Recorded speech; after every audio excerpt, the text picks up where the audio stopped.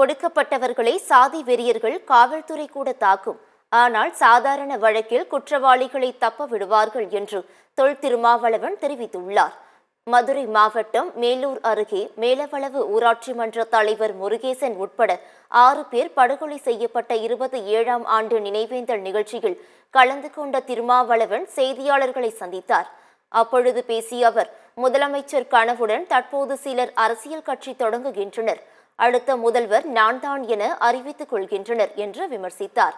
ஒடுக்கப்பட்டவர்களை சாதி வெறியர்கள் மற்றும் காவல்துறை கூட தாக்கும். ஆனால் சாதாரண வழக்கில் குற்றவாளிகளை சில காவல்துறையினர் தப்ப விடுகின்றனர் என்றும் திருமாவளவன் கடுமையாக விமர்சித்தார். வரும் செப்டம்பர் 17 அன்று விசிக சார்பில் பிரம்மாண்ட அளவில் மது ஒழிப்பு மாநாடு நடத்தப்பட உள்ளதாக தெரிவித்தார்.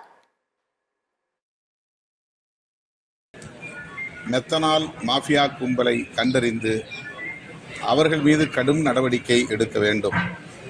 தற்போது அந்த சட்டத்தில் கொண்டு வந்திருக்கிற திருத்தம் தண்டனையை அதிகரிக்க செய்கிறது அல்லது காவல்துறை அதிகாரிகளின் மீது பொறுப்பை சுமத்துகிறது என்பது சற்று ஆறுதலான ஒன்றாக இருந்தாலும் கூட முழு மதுவிலக்கை நடைமுறைப்படுத்துவதற்கு முதல்வர் முன்வர வேண்டும்.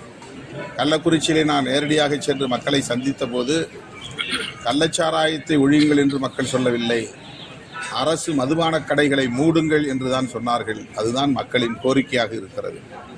ஆகவே தமிழ்நாடு அரசு, மாண்புமிகு முதல்வர் அவர்கள் அரசு மதுபான கடைகளை படிப்படியாக மூடுவதற்கு உரிய நடவடிக்கைகளை மேற்கொள்ள வேண்டும் என்று வலியுறுத்தி செப்டம்பர் 17 தந்தை பெரியாரின் பிறந்த நாளை முன்னிட்டு மது ஒழிப்பு மகளிர் மாநாட்டை விடுதலை சிறுத்தைகள் கட்சி நடத்த திட்டமிட்டுள்ளோம்.